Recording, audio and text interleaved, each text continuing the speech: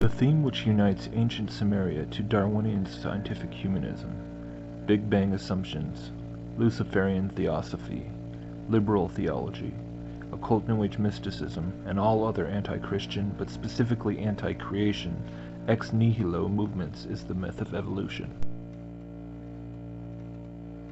The myth of evolution stretches back to antiquity, where it closely connects to the idea that man is a being who, though presently limited in time and space, is nevertheless capable of achieving a great leap of being and evolving into a much more powerful godlike being in the future. Thus in the Epic of Gilgamesh, an epic poem from Babylonia, Gilgamesh describes himself as 2 parts god and 1 part man, as the result of the evolution of his being. Long before Darwin, Greek nature philosophers were teaching primitive evolutionary concepts: natural selection, transmigration, reincarnation in vast ages together with many other modern assumptions.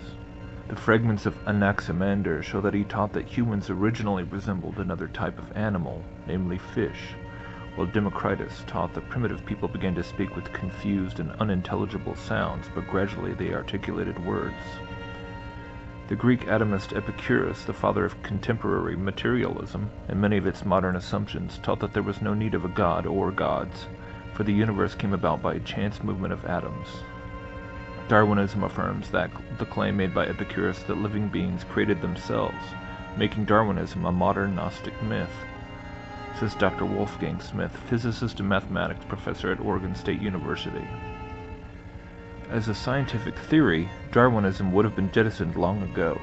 The point, however, is that the doctrine of evolution has swept the world, not on the strength of its scientific merits, but precisely in its capacity as a Gnostic myth. It affirms, in effect, that living things created themselves, which is in essence a metaphysical claim. Thus, evolutionism is a metaphysical doctrine decked out in scientific garb. It is a scientistic myth, and the myth is Gnostic because it implicitly denies the transcendent origin of being. For indeed, only after the living creature has been speculatively reduced to an aggregate of particles does Darwinist transformism become conceivable. Darwinism, therefore, continues the ancient Gnostic practice of deprecating God the Father Almighty, creator of heaven and earth. It perpetuates the venerable Gnostic tradition of Jehovah bashing. With respect to long ages, Plato and many other Greek philosophers taught that the present universe came about millions of years ago.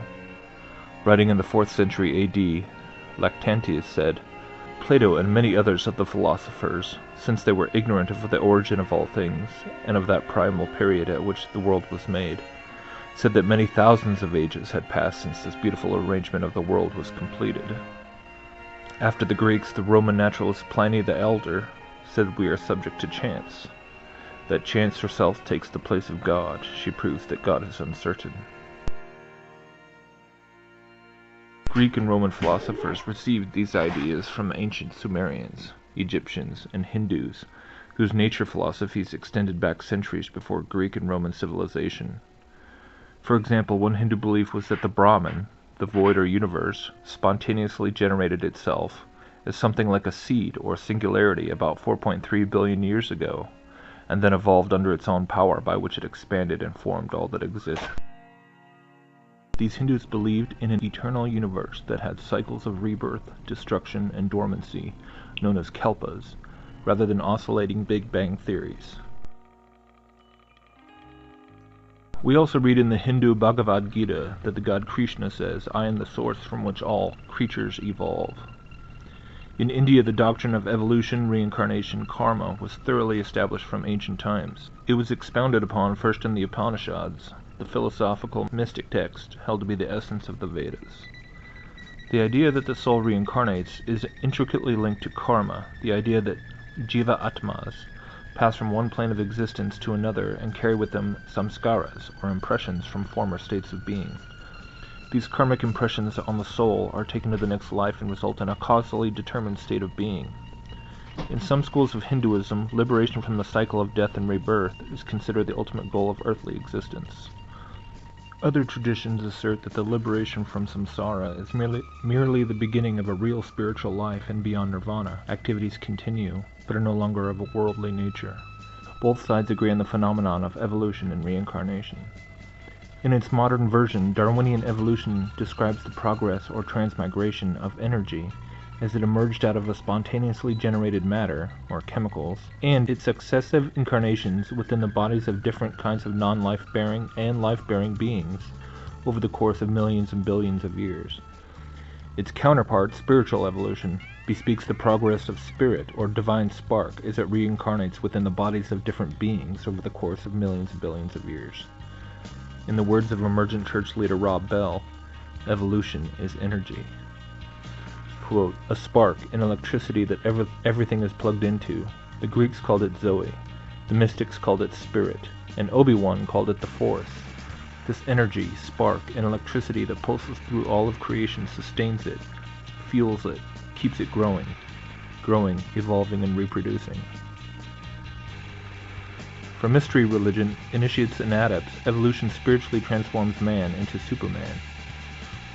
The evolution of man into Superman was always the purpose of the ancient mysteries, and the real purpose of modern Masonry is not the social and charitable purposes to which so much attention is paid, but the expediting of the spiritual evolution of those who aspire to perfect their own nature and transform it into a more godlike quality. And this is a definite science, a royal art, which it is possible for each of us to put into practice. W. L. Wilmhurst from the Meeting of Masonry. Evolution is an animated energy, serpent power, or force, which may or may not be divine depending on whether it is of the secular Darwinian school of thought or its spiritually pantheist counterpart. In either case, this energy usually emanates from an impersonal substance from which antiquity has been known variously as the void, chaos, ground of being, and Brahman.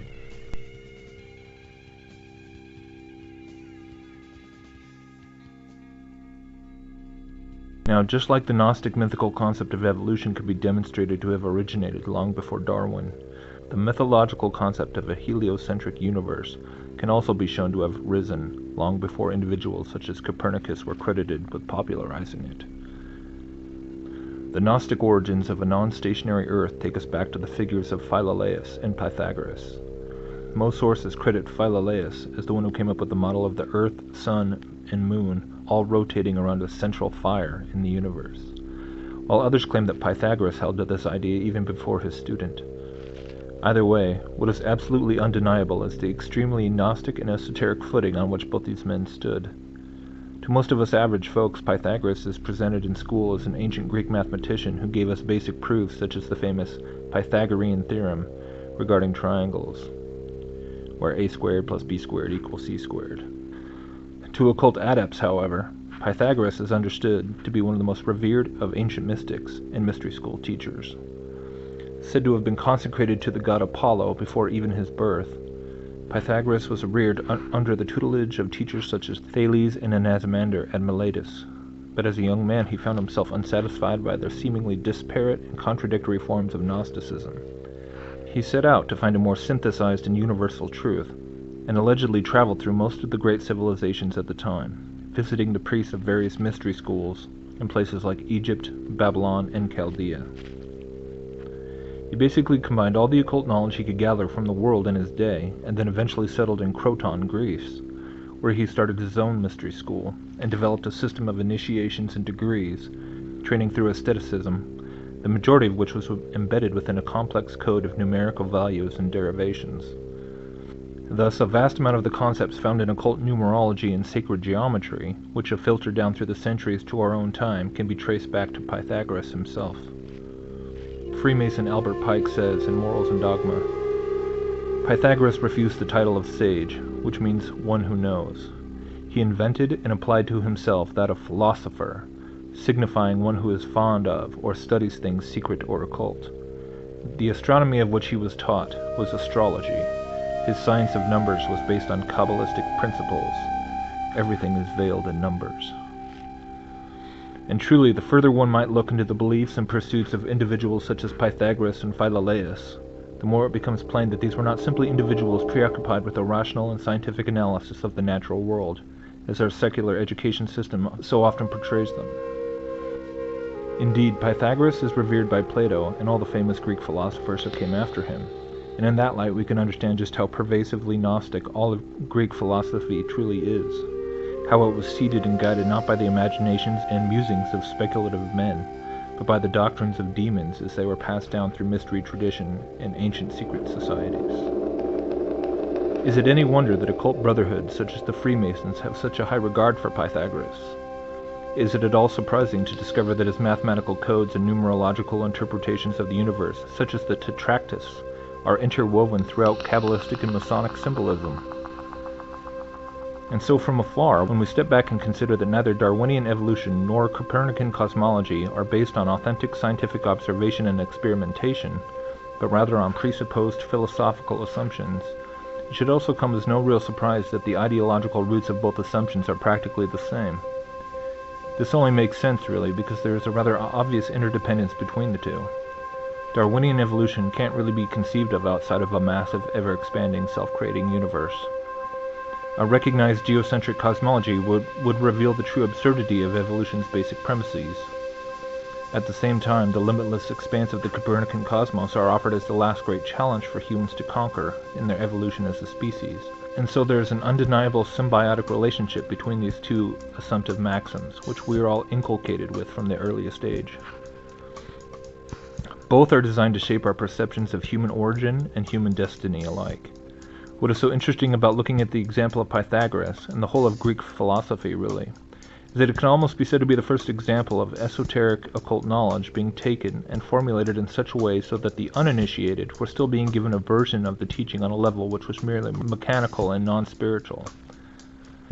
Greek Gnosticism is really where the ideological division between matter and spirit started, the false division between physical and ethereal, mechanical and mythical, scientific and religious.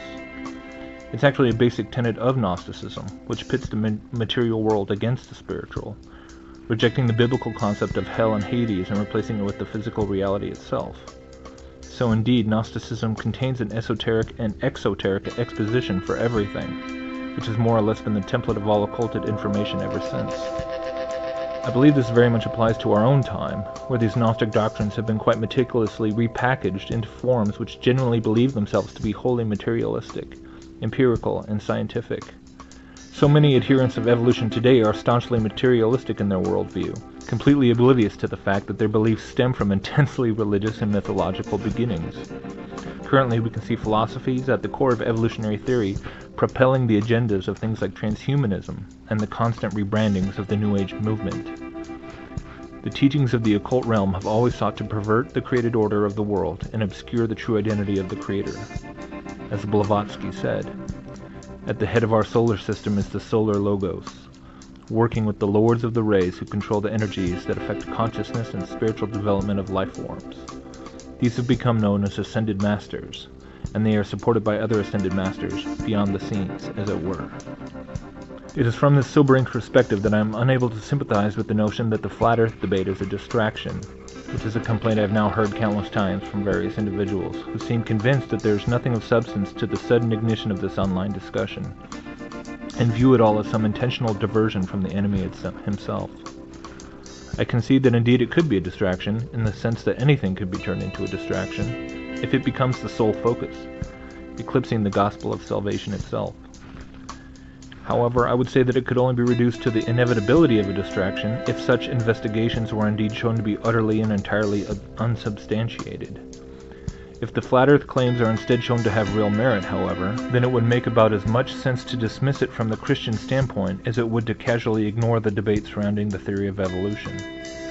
If evolution is not a scientific fact, but only a horrific satanic lie being propagated since ancient times, and now in every official institution of our modern world, then the subject itself is not a distraction, because it is a lie from the pit of hell, intended to lead men and women away from the Creator, and it has to be addressed head-on. The question of the earth and the cosmology of the universe as a whole is no different, because it cannot hardly be separated from the other question. It is all quite plainly surrounding the question of origins and destiny.